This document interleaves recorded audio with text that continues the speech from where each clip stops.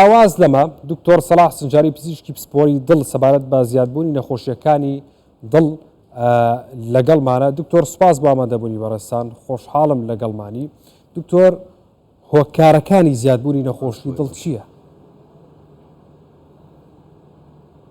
بەڵێ سەرتا دەستان خۆش بۆ ئەم کارە جوانانە کە بڵاوکردنەوەی وشاری تەندروستیە، بەردەوام هەر دەستگایەک وشاری تەندروستی بڵاوکاتەوە جێگای سوپاسە. بەڕاستی نەخۆشی دڵ یەک لە سەرەکیترین و بڵاوترین هۆکارەکانی مردنە و یەک لە بڵاوترین نەخۆشیەکانی مرۆڤە کە تا ئێستا هۆکاری سەرەکی مردن دادەنرێ بە گشتی لە هەموو جیهان، بەداخەوە لە کوردستان و لە کۆمەلگا دواکەوتۆکان بە تایبەت ئێمە دەڵێنیان جیهانی سێەم نەخۆشیەکانی دڵ لە پەرسەندن و لە زیادبووندایە.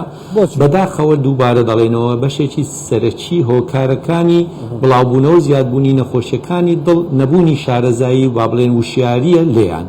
یەک لە هۆکارەکان ئەوانەی کە شارەزای لیان بڵێن تەمەنە، ڕەگەزە، بۆ ماوەیە، چەوریە، ئەوانە دەکرێت تا حدێک لە هەموو جیهان نەتوانین بە تایبەتی تەمەن و ڕەگەز چارەسەرکەنیان بۆ ماوە. بەڵام بەداخۆ کە دیسان دەڵێمەوە لە کوردستان لەوانێ بڵێن تەمبەڵی، زۆر خواردن و لە هەمویان گرنگتر جگەرە کێشانە و ژینگە پیسی.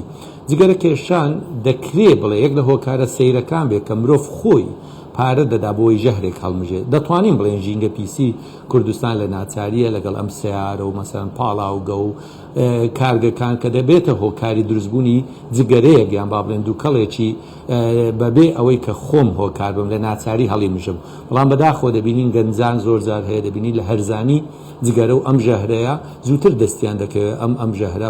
بەڕای من یەک لە هۆکارە سەرەکیەکانی توشبوون بە نەخۆشی دڵ لە تەمەنێکی زوو جگەرەیە، بە تایبەتی لە ناو کوڕەکان و گەنجەکان. ئێمە لە سنتەری دڵ ئەم هۆکارە زۆر دەبینین. هۆکارە گشتیە کۆنەکانیش بەردەوامن، شەکرە، فشاری خوێنە، قەڵەویە، چەوریە، تەمەنە، ئەمانە هۆکاری بڵاو ناسراوە. باشە دکتۆر، شێوازی ژیانکردنی ئێستا بەراورد بە ڕابردوو شێوازێکی ئەوەی کە پسپۆرانی ڕێن یان ڕەنگە بەڕێزیشتان وا بڵێن کە شێوازێکی ناتەندروستە، ئەمە تا چەند کاریگەری لەسەر دڵ هەیە؟ مەبەستت شێوازی ژیان؟ بەڵێ شێوازی ژیانکردن، درەنگ خەوتنە، ئیشکردنێکی زۆرمادووبوونی زۆرە. بەڵێ بێگومان خۆت جگەرە کێشان، بەڵێ جگەرە کێشان یەک لە شێوازەکانی ژیانە. خۆ جگەرە لەوانەیە لە سەردەمانی پێش 400-500 ساڵ هەر نەبووە. گۆڕانی مرۆڤ بۆی کردووە کە جگەرە ببێتە یەک لە پێداویستیەکانی دڵخۆشکەری. لەوانەیە پێشتر ئەم شتە نەبووە.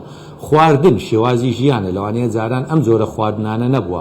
شێوازی ژیان پەیدابوونی سیارە و باڵێ مەشینویان ئەم ئامرانەی گواستنەوە کە وای کردووە مرۆڤ لە حەزی تەمبەڵی و لە خۆشیەکانی خۆی بگەڕێ زیاتر لەوەی کە ترسی هەبێ کەم خۆشیانە لەوانەیە ببێنە گرفتێکی دواڕۆژ.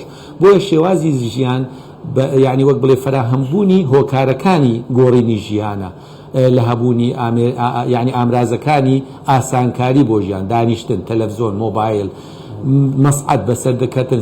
دوو قاتە دەبێ مەسعەد لە ماڵەوە لەوانەیە دابدرێ. بۆیە خەڵکی بەدەست یعنی پەیدابوونی ئامرازەکانی دڵخۆشکردنی خۆی ئاگای لێ نییە، زیادکردنی ئەو ژەهرانە زیاد دەکات کە لە جەستەیەتی. ئەمەش بێگومان دەبێتە هۆکارێکی تری دووچاری بوون بە نەخۆشی داخستنی بۆڕەکانی دڵ ویان هەر داخستنی هەر بۆریەکی ئەندامێکی ترخۆ، نەک تەنها بۆڕی دڵە. دەکرێت جەڵتەی مێشکیش هۆکارەکەی هەروە بێ ئەوانەی تەمەنیان زووە، زووتر خوێ زیاد دەخۆن، چەوری زیاد دەخۆن، فشاریان. خەڵک هۆشیاری نییە، وەکو بەڕێزت باست کرد. ئەم هۆشیاری زۆر جار بوونی بەکارهێنانی سوشال میدیاوە، یعنی ئێستا خەڵکێکی زۆر بەکارهێنەرێکی زۆر سوشال میدیا بەکارهێنێ، زۆر جار ڕێنمایی بڵاوکرێتەوە کە ئەم شتە بکەی باشە بۆ دڵ، ئەمەیان بۆ تەندروستی باش نییە، ئەبێ وا بکەی ئەم دەرمانە بخۆی، ئەم خۆراکە بەم شێوەیە بەکار بهێنی. ئەمانە بنەمای زانستیان هەیە، یاخود ئەبێ ئەمانە پزیشکی پسپۆڕی وەکو بەڕێزتان دیاری بکەن. بخوای بەڕاستی پسپۆریەکی ناوێت کە بڵێن شێوازی ژیانی تەندروست، وەک بە سەراحەتەن پێ بڵێن وەک مەلایەکانە کە دەڵێ وەڵا درۆی مەکە و دزی مەکە و دەشتێ مزگەفتێ. هەموو کەس دەزانێت چ شتە خراپەیان باشە لەو خواردن، یعنی هەموو کەس دەزانێت ژەهر و دووکەڵ خراپە، هەموو کەس دەزانێت زۆر چەوری و گۆشت بخۆی خراپە. باوەڕ ناکەم پسپۆر پێویست بێ بۆی خواردنت بۆ دانێیان جگەرت پێتەرکە، ئەوە خودی خۆتە دەبێ بڕیار دەی لەسەر ئەوە. بەداخەوەش ئەمە زیاتر دەکەوێتە سەر با بڵێت ئەستۆی دەسەڵاتەکان لە هەموو مێژووی مرۆڤایەتی بینراوە تەنیا تاک سوود لە ڕۆشنبیری وەردەگرێت، لە ڕۆشنبیری ئاینی بێ یان زانستی بێ. زۆربەی کۆمەلگا بە یاسا ڕێک دەخرێن، ئەوجا یاساکان گرنگتر دەبوون ئەگەر بێ بۆ کۆمەلگا زۆری نەبمانەوێت سوودیان لێوەرگیرێ. و هێوی وادارم یاسای تونند بکرێ بۆوانەی کە ژەهر بۆ خۆیان دروست دەکەن. بەڕێز دکتۆر سەلاح سنجاری پزیشکی پسپۆڕی دڵ سوپاس بۆ ئامادەبوونی بەڕێستان دکتۆر بەخێر بێت.